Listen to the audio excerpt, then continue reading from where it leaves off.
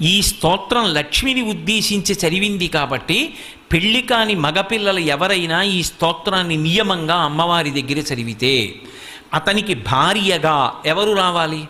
ఎక్కడో లక్ష్మీదేవి పుట్టివాడు నారాయణుడు కావాలి.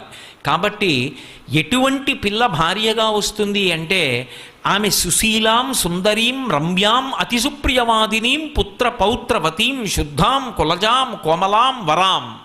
ఆమె సుశీల, మంచి నడవడి కలిగినటువంటిది, చక్కగా మాట్లాడేటటువంటిది, పుత్రుల్ని పౌత్రుల్ని పొందేది, ఆ భర్త యొక్క ఆయుర్దాయాన్ని నిలబెట్టగలిగినటువంటి నడవడి కలిగినటువంటిది, మహాపతివ్రత. అటువంటి స్త్రీ భార్యగా లభిస్తుంది.